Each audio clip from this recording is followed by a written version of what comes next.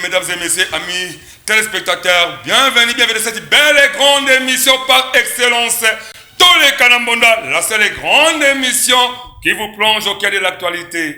Sans un mobile, sans un bonne année, sans un bonne fête, sans un essengo, et qu'on permettre que tout ce banda, vous voulez un sika, un régime ya sika, il ne faut pas tout le monde avoir autorité communautaire pour les canons. Il ne faut pas te continuer toujours à plaire dans la lamentation. Il ne faut pas te continuer toujours que nous voilà talanga iboy. Il faudrait maintenant que nous voulons oya sikato koti oyo et allons vouloir moko pour apporter bonheur et ba congolais surtout dans ma classe surtout, ma couche surtout. Et ça ba oba la carte ya pouvoir, toute la carte oba zo servir mboka parce que même pas dans l'opposition. Tout ça peut-être sous moi erreur muké. Muto ka sakabi ah, il y a dans l'opposition ah ba kufa na piaka. Il faut tout le monde la mentalité on a mutu la soit congolais. Il y a d'autres congolais qui doivent servir mboka en état dans l'opposition. Puisque quand on est dans l'opposition, on doit servir Mboka d'une manière à autre, on doit permettre que Toyeba, Bamabe, aux autres membres de la carte, de commencer à pouvoir. Toyeba, n'est pas sanctionné Bango. Mais l'opposition a fait ça pouvoir sous moi, on doit booster Bango. Et on sera encore plus meilleur, plus mieux. D'où il faut que Toyeba, quand on arrête à pouvoir, tout on arrête à l'opposition, vouloir Oya Sika, pour continuer Oyo, tout ça, on a mandat à Sika. Tout ça, on a dit que Bande comme sous provisoirement. Bah déjà, bah député national, bah il va qu'on voter bah loi pour permettre que Congo ait que des libosso. Tu vois comment on a, bah campagne au bout battre. Beaucoup ont osé, mais le mingi, monsieur m'a dit mais qui va singa au fele, monsieur se bat, si c'est pas beaucoup ma pango, monsieur va continuer au hôpital parce que à Ozaki, mais le quoi ne met pas combattre la campagne. On croit toujours, avec le même esprit de Zaïdango, que le gouvernement politique ou le parti politique est financé d'ici. Dommage, les aïssus de Tokana quitté. D'où il faut baser, malgré l'irrégularité, la constitution n'a pas douté. Baser, banana sommet à l'État. Et puis, mon amboka, chilo botseke, pas au Tigozoa.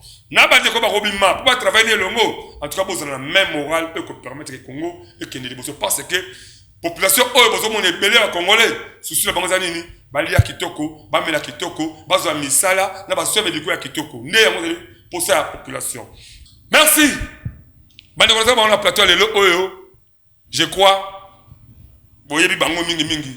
Mususu azali mvula sika, yemba le bossa sina mvula sika yango. Mais ce sont les habitués à mon école, mon pa yazalité. Na ça mo passe le boko na mususu koto za mona mboka, maître Bob Gekombe on a ses alliés, deuxième participation ya mvula sika, bonne santé.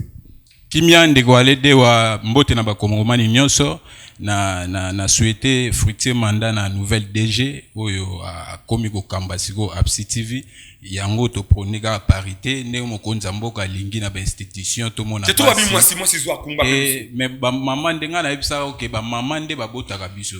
So lelo toza mibali boye toza bien éduqué parce que toza ki na ba maman moko ba kambaki biso malamu. Et pourquoi pas te donner confiance dans ba maman au bazar na biso partout aux alliés na ba week-end na ba parler partout donc to pesa vraiment chance ba ça la boulot mbote na ba kongomani nyonso mbote na mettre kese aza face na ngai na ebige débat o ezala lelo combat cash. Voilà, merci beaucoup habitué à Bonda Ekolo, moi Mboka Maître Bob Gekombe de l'autre côté je vois et à Maître Roger vouloir Sikazali première participation à la bonne santé Maître Roger malgré Nicolas Belé. Voilà, merci beaucoup moi Mboka Diora, santé ça très bien tel que tu vois.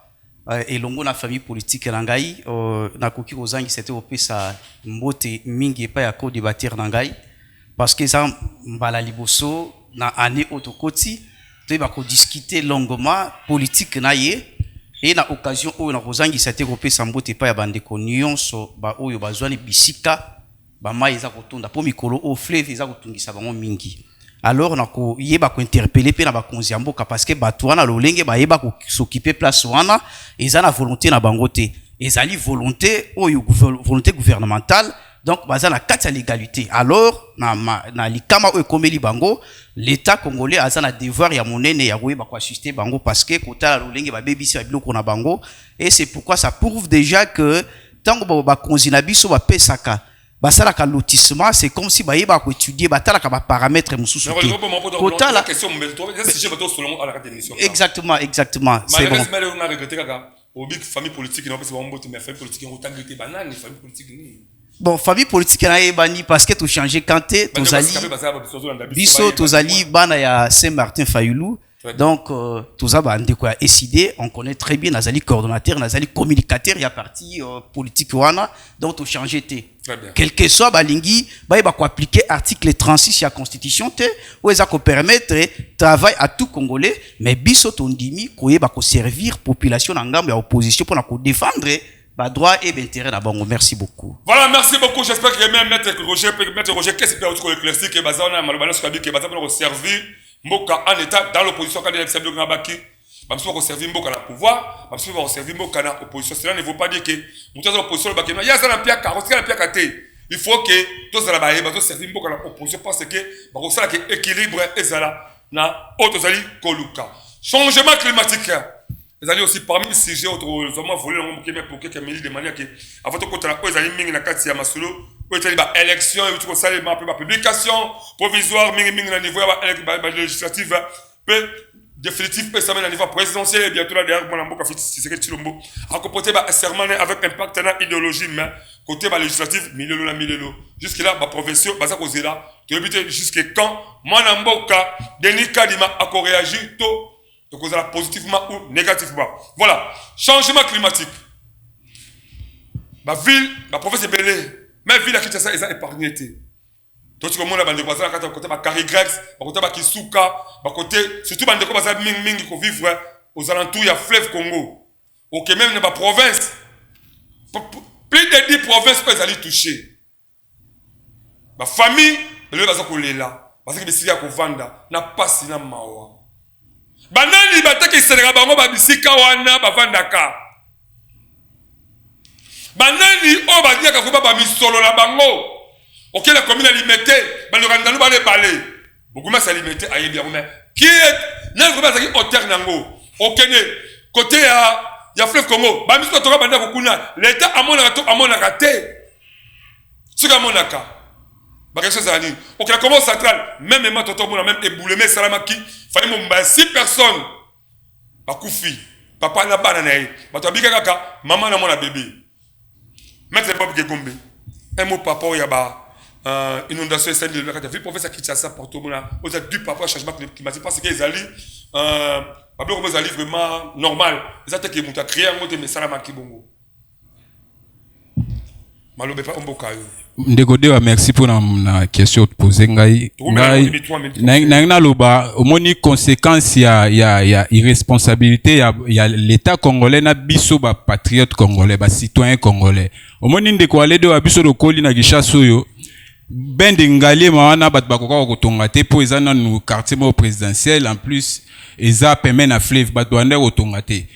Na ebité soki Mobutu azanga mbonga otonga na ba ben de ngali mawana ou bien comment, ou bien bateau bazala ikala bazanga bambongo.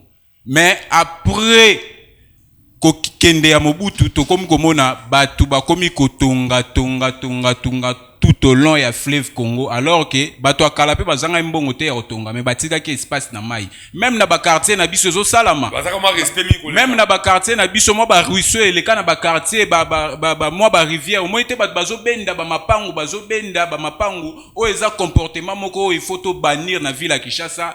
Bon, trop de villageois na loba exode régal ya mboka na biso nde bomi ville ya Kinshasa. Oyebi kala to kola ki ezali na makambo ebele.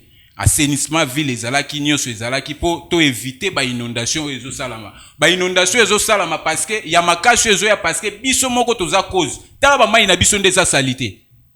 Est-ce que culture wana ya moralité ya batu kokendaka kobwaka ka ba poubelle na kati ya ba mai eza normalité zwa mai na biso ya magasin o ya malebo ndekodewa biso tango to koli to tangi na ba lwamba ba lisali siwana ba bamoyo to bandeko ko sukola na ba mai wana mais lelo okende okoka même pas En plus, bano bazo boaka ba poubelle wana eza ba chege oyo ba responsable bazo pesa bango ba gestion ba poubelle na bango eza même na ville.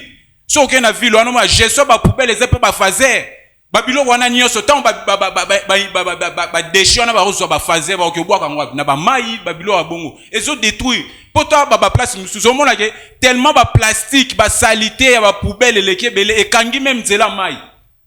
Na kotongo ya buzoba o tokomi na ngonde kodewa tokola na série na biso ezalaka te ngande za état témoin de tout ça tunanga nini eloko musu ezani non batu bazo somba parce que ba yebi Kinshasa te oyebi ke batu musu bakenda même ko somba na kati ya kanchachi o comprendre bato basomine ba maître avocat batu moko mona tozo kolisa nzoto mais tozo kolisa matière grise te tozo kolisa intelligence sagesse na biso te comment yo mutoza normal otangi classe mutu lokola ndele azalaka gouverneur à banque ya kala tangu shit ya pouvoir ayi détourna mbongo ebele ba confisquer ba bien na ezongaka na caisse à l'état ba mapangu na o ezalaki wana ekotaka déjà na compte à l'état mais après wana ba individu moko ba ye o ba récupérer ndako ndele alors que kotaki de na kata na ba bien ya mboka ezatenet régime ba lelo ekoma mutu ayibi babotoli tseka moi quelque part pe babimisi a bénéficier na ba bien na ye mais kalizalaki bongo te oyibi babotoli na ba bien ezongi na compte ya mboka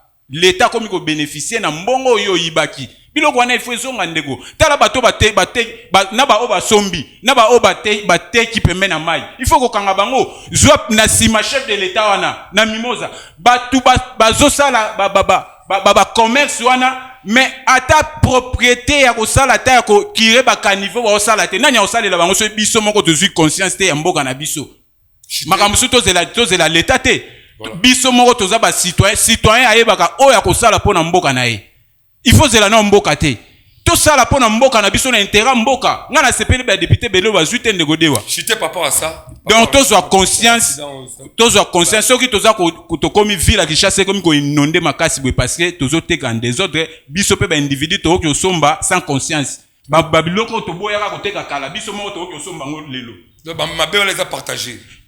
Normalement ngana mosombi mutu bifo bakanganga liboso population ko somba l'état déjà peki ça mais yo ke ondima ko corrompre pour somba kaka place wana na complicité ya ba individu l'état congolais a personnalité morale mais biso ba individu nde faut to salela na intérêt ya mboka to ebake eloko wana yo nde soko salite ko télématé. Très bien, voilà maître Bob alobi bien comment est-ce que ba responsabilité ça li partager mingi na bandeko oyo ba somba na ba bazo teka na ba place o esengeli vraiment ko so ba parce que ba conséquences yango les ali l'état tali la biso likam o ba pas ngozo zinane na zende. Alors maître Roger Kesse vous allez vraiment congolais vous allez vraiment mutaza na souci bazo mona ba passer ba lelo ba zindi ba inondation sami ba zo la libanda partout dans tout cela s'il faut maintenant ko le ba par rapport nango moni ni to li ko zanango par rapport à tout ce que vous êtes en train de voir. Voilà, merci beaucoup. Moi, Namboka, je pense au moins déjà que si j'ai osé écouter ici des Kobob en difficulté, il y a quoi expliquer clairement qui en est les responsables.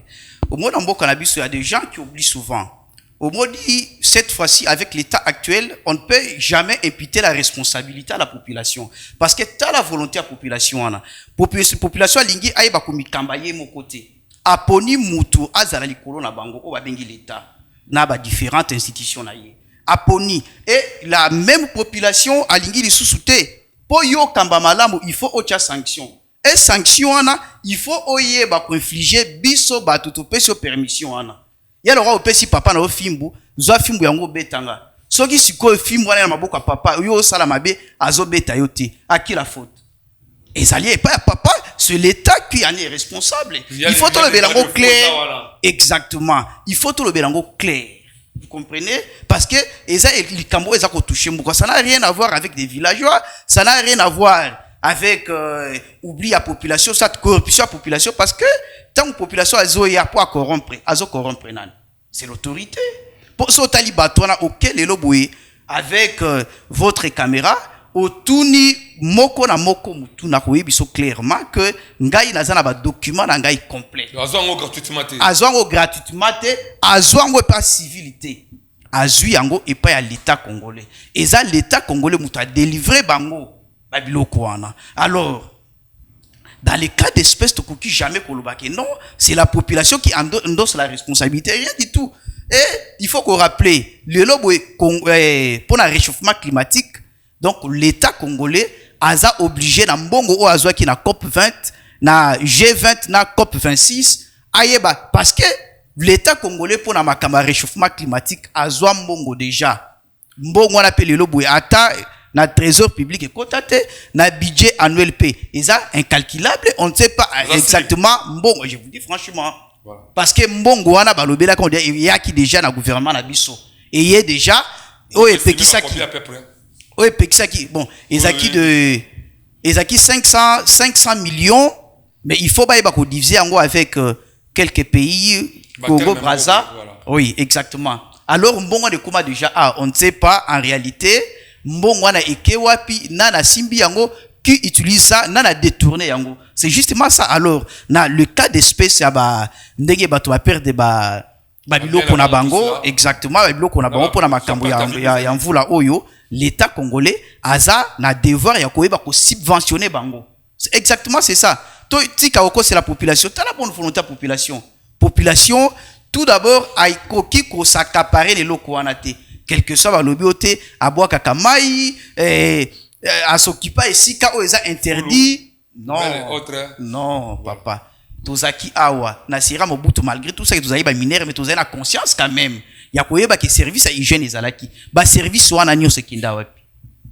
c'est ça la grande problématique toko c'est la population te tondi ma ba responsabilité na biso en étant l'état parce que population wana aza na volonté appeler ça bango sanction et yeba ko établir bango quelque soit ba gouverner à l'encontre naie mais volonté naie wana il faut te bako respecter yango et te bako respecter pe population wana merci beaucoup très bien c'est fait ba analyse qui toka bandeko de l'autre côté maître Bob Papa ça qui ba responsabilité d'aller partager entre les parties mais de l'autre côté maître Roger que c'est à responsabiliser beaucoup plus le gouvernement c'est parce que bandeko o bazo ba pango sikana bazo zango sous bénédiction il y a des agents de l'État et preuve le contraire, sur pays au Kuta.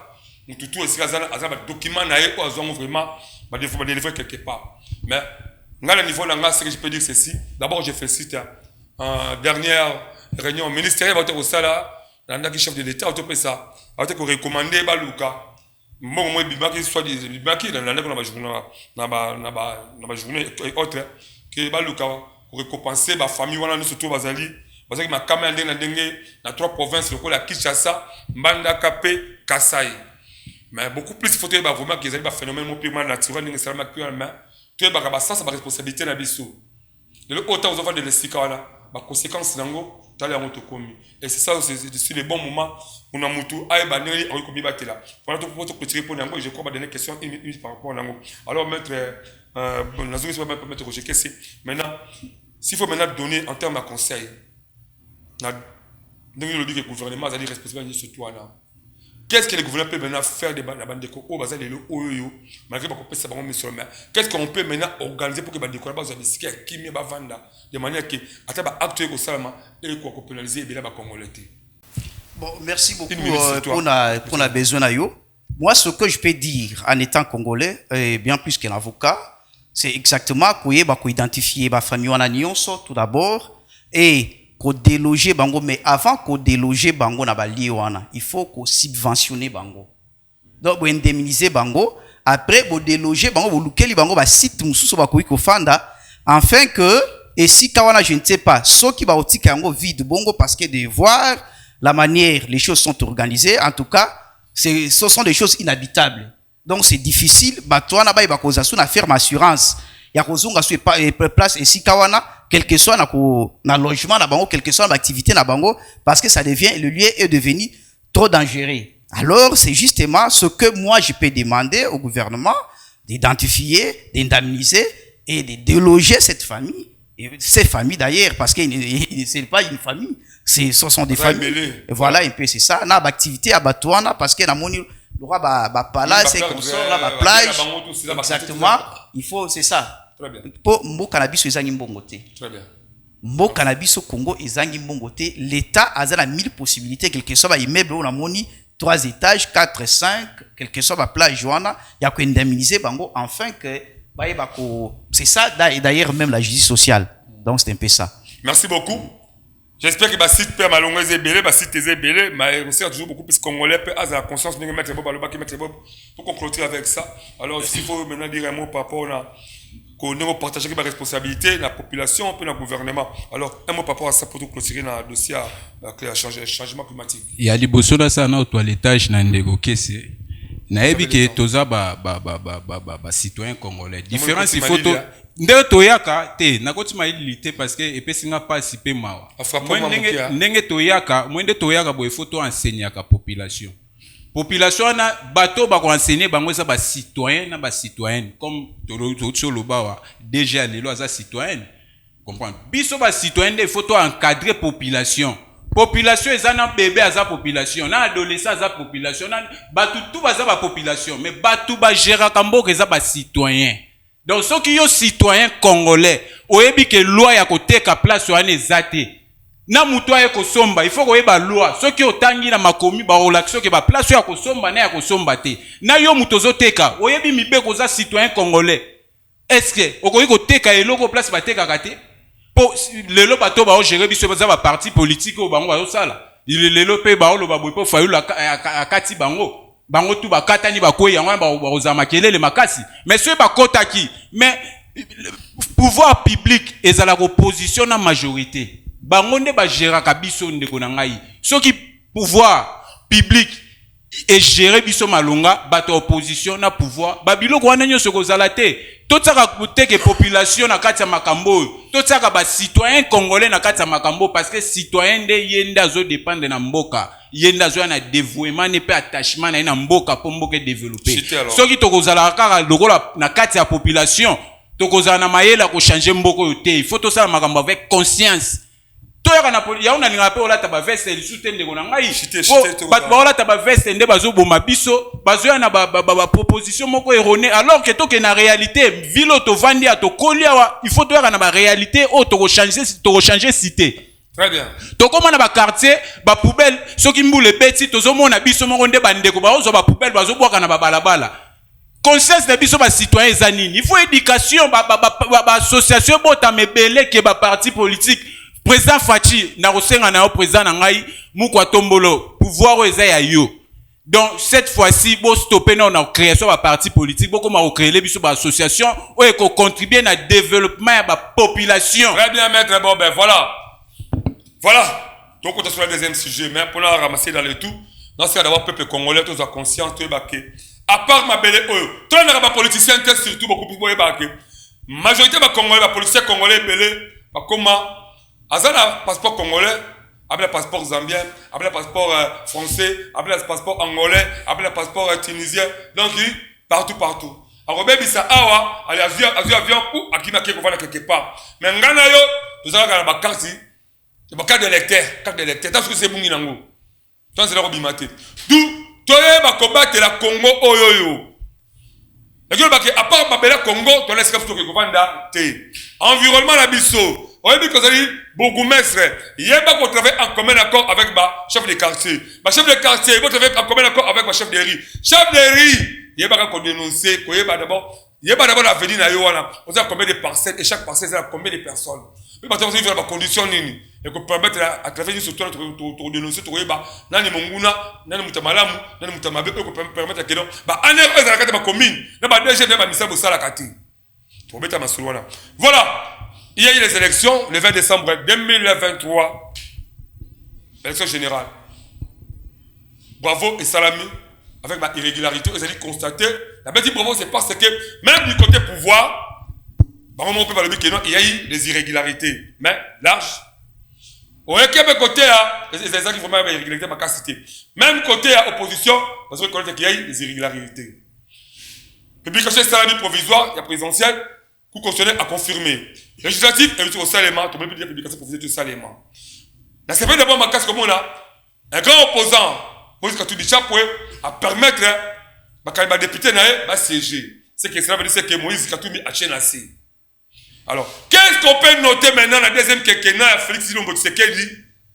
Oyo et Sengeli Abimisa, ministre premier ministre bakotambola na ye aluka ba ministre sika azape loka baza majorité nini ba congolais bakozala sima na ye mwana mboka Roger Kese nyonso otu olanda ba élection au Salema Chilombo Tshisekedi azali le président de la République azo porter serment na bientôt là gouvernement déjà côté à Assemblée nationale tout est déjà organisé malgré 23 postes batiki 16 batiki pour la bande pour la sima alors tant autre la sikoyo nebe élection au Salema nani le fachi azali réélu yo état que moko ya kati ya opposition ndimi a servi mboka ya kati ya opposition tala caméra wana tala population ramasser na banalise moko ya kitoko nini ozo senga esalema po désir que kena ozala la réussite mon mboka Chilombo parce que le chèque ou la réussite dépend que de tous.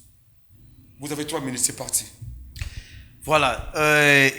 Tout d'abord, je voulais rappeler à mon frère Bob que Dazo encouragé ba acte ya population te o ya mabe, c'est-à-dire que na reconnaître yango et na lobby que ceux qui mabe eza, il faut sanction et salama. Ce n'est pas autant pour dire que maître Roger Azo encouragé ba to ba sala mabe ba boka ba salité et ba tonga n'importe où te.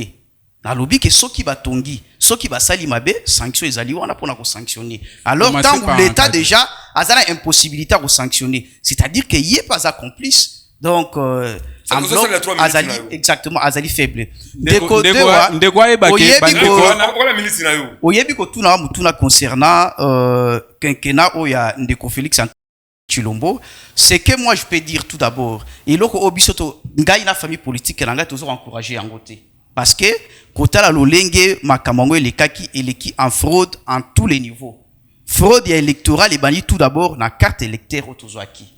Raison pour laquelle au balingite carte wana bayebi ko sala on imprimante thermique ou ezak on savait très bien un peu de temps quelque soit ou utiliser quelque soit au bombi yango quelque part bécri wana nyonso et ba ko se fasame parce que bazana volonté ya bazala ki na volonté te ya ko disposer fichier électoral enfin bayeba qui doit être électeur, qui doit voter, qui ne doit pas voter. Balingi eloko wana te et prévaner au monique même fichier électoral ezaki non affiché yomoko oyebi ozaki sur terrain otali lolenge maponami ezako tambola etambolaki donc c'est catastrophique oyo biso tokoki kobenga ezali coup d'état électoral oyo ndeko Chilombo asali vu que ye alingi ayeba kotambwisa makambo na un état dictatorial biso en tout cas na eloko wana tona conseil kopesa été oyo akutana oso akutana article 64 ye moko subir conséquences libosi à population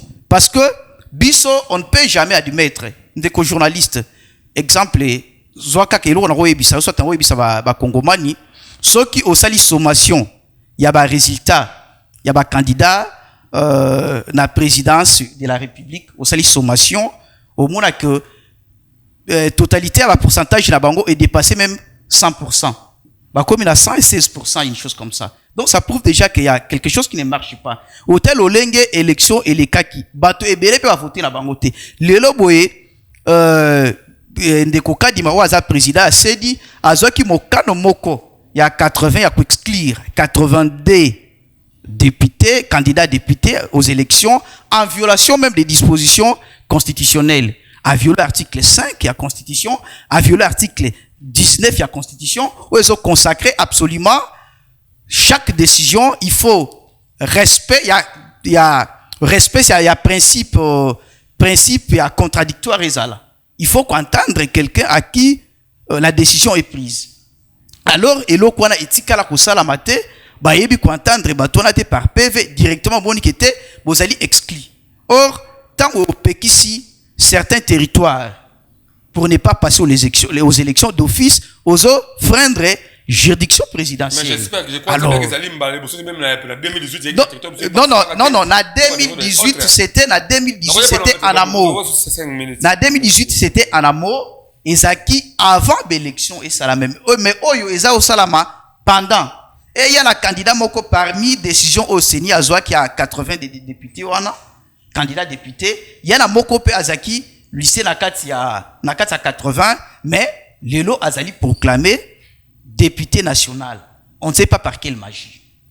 Vous comprenez? C'est catastrophique et loko la biso to ko linga ya moté. Et côté la ndenge procession les kaki, on avait privé les témoins de l'opposition d'avoir le macaron. Imaginez-vous, la circonscription Nazaraki à Mwamba, on avait 500 bureaux de vote. Mais par témoin, par parti politique, on appelle ça 10 macarons.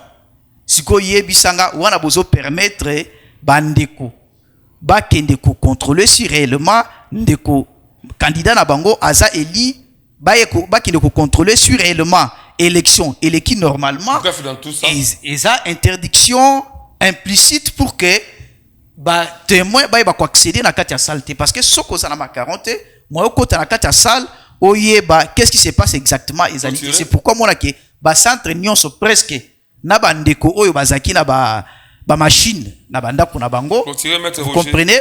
Oui, nazo clôturer, permettez-moi na iba kosisa makanisi nanga ndeko dewa. Oyo nyonso bazaki na ba machine bandako na bango majoritairement, d'ailleurs pour ne pas dire majoritairement, bango nyonso bazali ya union sacrée. Vous comprenez? Quel que soit les 82, quel que soit bandeko mususu, le roi Bajeko be oyo bazako réclamer en plein air que l'élection est l'équipe malamuté. Et ça la famille politique présidentielle. Donc pour dire que biso et pas la biso toujours reconnaître l'élection oyote, c'est pourquoi ceux qui baboyi réfèrent les élections et la population va appliquer l'article 64 face à ces coups d'état électoral. Merci. Merci beaucoup on a ba analyse ya mwana mboka Roger Kesse azali moko ba communicateur mwana mboka Martin Fayulu Madidi le président fondateur parti politique SID. Voilà.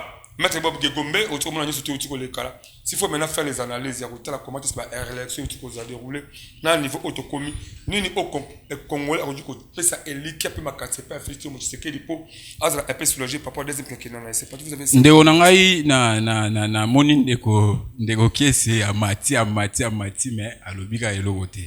Oebi bango, ba réclamera baza ba fils politique, il y avait Etienne Tshisekedi.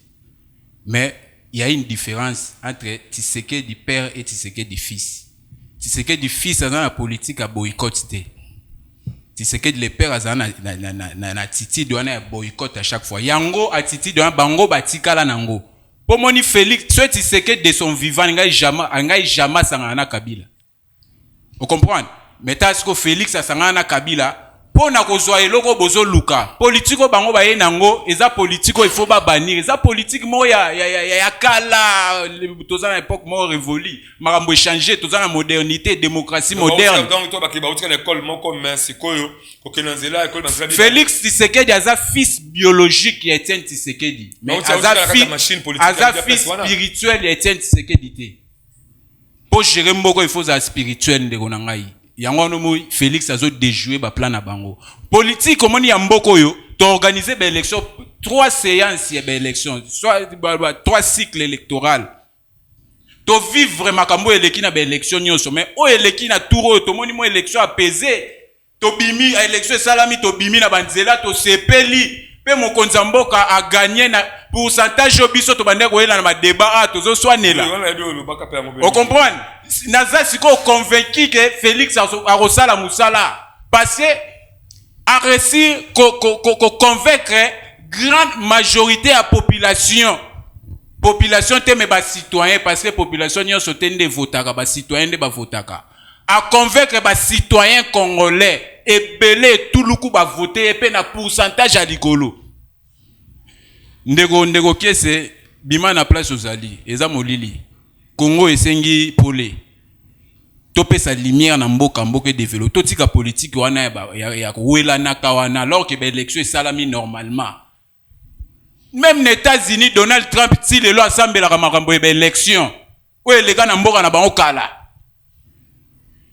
ba irrégularité ça partout na élection na monde mais pourquoi ya biso kaka ndeto ko bino moko bosa omoni politique yango ba kenena na époque Kabila bango nyonso ba politique wana Kabila bande ko de jouer bango parce que ce que c'est élection bango élection ko salama te o to ko konama o ba mitu ke zate ba ni tisu kana ngo élection salami ba raté mais Félix pas yé ba continuer kana politique wana ba bande ko memela Kabila o Kabila bande ko de jouer bango ba kena ngo po ba réclamer ba faire réclamer peuple l'article 64 o ezo condamner ne bango au monde opposition mboka na biso article 64 oh peuple zo alinéa nango de ezo condamné de plus que bango nde batbangi bazwa pouvoir par la force.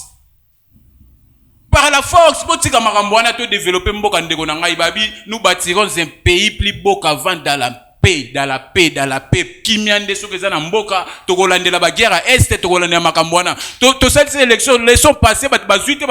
Abeti li solo Jekobea. Ngai na sali propagande ya maman moko azala candidat na vision fachi. On comprend? Bango basali bazaki na regroupement ya RDT basali propagande te bakanisa ba renommer batu alors que Félix abaki ba renommer batu te mandat o Félix olongola na basei toza mposa to beta na indépendant oza mayele na ye nango to betani o gagner batika okotsa batu na makambo basei ba biloko wana ngaza mayele na nzamba tsena tsana mboka seye bomangai Félix a olongola biloko wana nyoso batia na poka Kabila to beta po yemo a postulé comme indépendant atika biso ba député national provincial to beta na indépendance total sko ndanya sana mayele ndanya za mayele te clôturer nous pour clôturer mboko to linga mboka ndeko na ndeko kese to linga mboka to umeli to na ba débat inutile c'est le moment to pesa lumière na mboka na ba débat moko o ezomema population ndengo lobi po biso to za ba citoyen et même bango na niveau na biso place to zali. Très bien. Congo ayo, Congo yangai, Congo aye. Pourquoi tu as dit que Congo? Tu as dit que tu as dit que tu as dit que tu as dit que tu as dit que tu as dit que tu as dit que tu as dit que tu as conscience que tu as dit que tu Congo nenge bandaki, nenge Congo zo kelelo. Ce que zo kelelo ko zinda, ce que zo ko se quoi, yo moko yebi na conscience na yo. Parce que nous avons bête le sur la zate. On sait les allez comme on a. Mais et donc ça importé ça ligne. Linga Congo parce que à part Congo doit sombo comme soutien. Et puis dans le baron clairement que et ça le mon côté on le comme égoïste le baké. Yé Congo que ça aillé. Toujours les bambons et belé boss bambons la parti politique la gouvernement partout. Mais dans le baron chaque instant, mais tourner d'abord Yomoko. Moment de combattre la campagne. Est-ce que quelqu'un même dans mboka na yo on vote au thé, pas ta pas motongate. Motongate. Mais le ba contestation ça manière na ndenge. Maintenant Roger Kessé, niveau ya opposition, est-ce que il faut préparer une contestation, il faut préparer vraiment comme ça combattre la campagne et pour permettre que nous bon ba vraiment que l'élection est ba norme même wa kitoko. Ça dit juste ba la question de ba la combat le bango. Bien. Il me répondre bango. Bien, merci beaucoup Ndeko. Nayoki est pas ya Ndeko Bob Kolobake, mais l'élection est le cas qui apaisé. Mais c'est grave. Sauf que l'élection est le cas qui apaisé, 82 députés, candidats députés. 82 au Séni, soit 82 candidats. Députés nationaux. Oyo ayebi ko invalidé. Soit disant bazaki la machine selon lui. C'est vrai, population par monaki yango. 82 bulletin de vote ezaki moko. Siko batola nyo sur la présidence. Babo voter nani. Ce n'est pas de Kochilombo. O siko 82 o eza visible. Mais ben visible ba o bazela la machine baza. O lelo bo famille parti politique au pouvoir. O ye moko ba candidat ye baza ko décrier.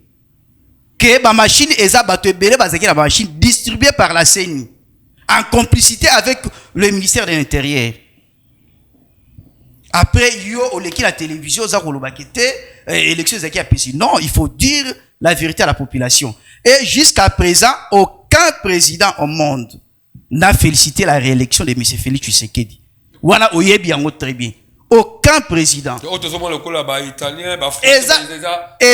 y a la mon côté, quel que soit état, nulle part. Ce n'est pas l'hypocrisie. Bah comprendre que en réalité, na kati ya Congo, il y a une élection malamu il est kakité. Et ça les fiasco électoral. Ndekodewa, autouni concernant campagne électorale, je vous dis franchement, président Martin Fayulu, malgré ça que interdiction, il y a campagne na yeba boyaki na ba chaîne ebele ko lekisa yango. Il est le seul où il y a autant de sa population na bisika nyos o yeso atelemi. Population eza ko ya ko yemba bango moko que toko voter encore ko pesa polote ko pesa eloko. À peu près contestation te na bataille campagne. Il est exactement. Il est le seul candidat oyo atikala jamais kovimbisa popularité na ye parce que avec la nouvelle technologie bato lokwa bandeko ya union sacrée et les autres là bango bazali na politique soki babengisi bato avec la nouvelle application ba multiplier nombre ya bato na kata esika o bazo sala meeting na bango pour population mona kete bato esika na bazaki ebele to mona ki na o makambo eleka ki na Sainte-Thérèse et pas ndeko na biso aza nani l'autre là qui encore o ya Katanga Moïse Katumbi na kati ya stade omona ke na kati ya terrain omona ke complètement vide siko bino boza koganga ke te biso to bakolo ba plein eza wapi attendre ko Chilombo partout ou aleki sauf na Grand Kassai bisika nyonso baza ko rappeler ye document ba promesse na zanango awa pesa ndeko o pesa ye na yela kié na yebi kaza mutamayele la RDC face à l'épreuve électorale au monde a promesse les aliwana document na salle a promesse na c'est 275 promesses et 300 voyages donc pour te dire que azala qui na bilan à ta mon côté. Très bien.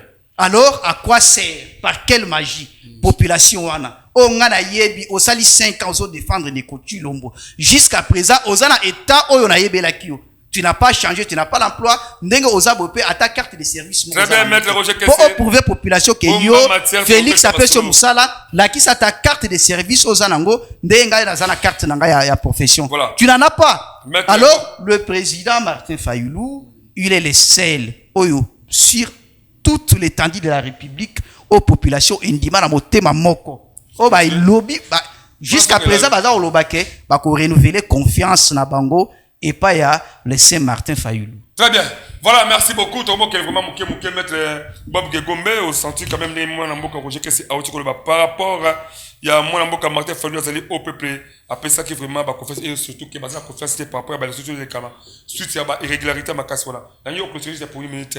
Ndeko nangai na rappeler na ndeko ke c'est que même Macron azala ba promesse au à réaliser. Oui, la promesse officiellement aussi. Na zui promesse ezala na ba président nyonso me basala ga nyonso te président même aucun en France okuta Macron za ba promesse wa salate aucun na Royaume-Uni okuta roi o asala ba promesse a salate aucun na Belgique même chose mboka nyonso za ba promesse ba président basala ga malembe mais na ndenge ya mboka oto za ina ngoya Kabila na ya lelo changement zokota ndeko na ngana kinwa ne grandi na botam na kolia wana seka 4 jours na Brazzaville na yebi ki chasse de A à Z. Donc na yebi yango nde to uti na on époque Kabila na époque lelo oyebi ayebi ke ndeko Chilombo ba tricher ba tona ba tricher ba pc ba voix mais il faut te féliciter chef de l'état aboyi comportement auto za na on époque Kabila tozo yiba na Kabila pe to ndimi ba élection wana mais ça président moko a féliciter aboyi muto yibela ye Félix ata to zalé ah mais ko mo ke parler na maloba labi bien sûr aboyi ba yiba ye ba invalider ba décorer même kaka na fichier moko wana na papier habilité de vote moko zela habilité de vote moko na ezaki na ba république nini pour voter chef de l'état pour voter législatif pour voter provincial pour voter municipal maintenant ba invalider 90 personnes siko ba voix ba voter qui chef de l'état ba voix na ba invalider ndeko dewa exactement yo kana répondre omoni nyonso na yango ba benga ba irrégularité eza na kati ya irrégularité ya élection ça oza tozo réclamer aux juristes, quelle est la conséquence? Quel est le sort réservé? Ce n'est pas l'annulation, c'est l'annulation. On doit tout annuler, la procédure n'est pas respectée. Même si irrégularité, la procédure n'est pas respectée, on doit annuler le tout. La processus continue. Oh là là. Ndeko nangai oza intellectuel tozana combien de candidats loba olobaki tika na lorsque la procédure na faire comprendre ndeko nanga poso comprendre lorsque la procédure ozo comprendre na faire comprendre non il faut dire la vérité kanga maître o comprendre c'est ça irrégularité ezalaki biso nyonso to réclamer. Quelle est la conséquence? Quelle est la sanction alors? Sanction za yango ba gentini ba perdre ba pouvoir. Sanction te eza sanction. ba ministre ba siéger te yango sanction ba sanctionner bango alors que n'époque Kabila to bande ko yamba bango aiba te tozo yamba la fraude corrompt tout n'époque Kabila il faut être dans la présidentielle ça yebi n'époque Kabila to yamba ki nyonso mais n'époque Félix aboyi to yibela e na yemo même oyibela qui est en ko gagner a gagner facilement posez na ba argument te très bien maître lelo na Kinshasa nanya ko contester Tshisekedi na Kinshasa ngano na mwana soda na ndenge na biso ya bana soda mutu moko te na moment honnête boy aroboya Félix ba mama na biso ba veuve bazali na ba salaire ya mukie oya ko somba ndeko totika mboka développer ko ndeko na ngai totika mboka développer totika mboka tolanda to respirer mboka développer ndeko na botika okanga mboka photo même voter qui Tshisekedi te ba set ba nga ba voter pour ba sentir azana pifo na kumisa Kabila boete mais na kumisi Félix ana pifo webi pifo est-ce que quand il y a le BCM bande ko ba ke na oza pouvoir na oza opposition on dit toujours servir République démocratique du Congo il y a d'autres qui servir Mboka na opposition peut aussi servir Mboka na kati ya opposition d'où esengeli biso de toba opesa ba valeur surtout ba kobatela Congo lelo oyo obimi député obeti bravo sepeli mais mi tout le siko kati motema na yo nini o ke le kosala na kati ya institution ya Mboka ate osaki bien préparé tout bongama ki kitoko pour que kosala o ko défendre ba intérêt ba batini yo sans défili. Merci à Maître Roger Kessé, merci à Yves Mumba, merci à Maître Bob Gegombe. Je vous retrouve prochainement dans un autre numéro. Juste là, restez branchés.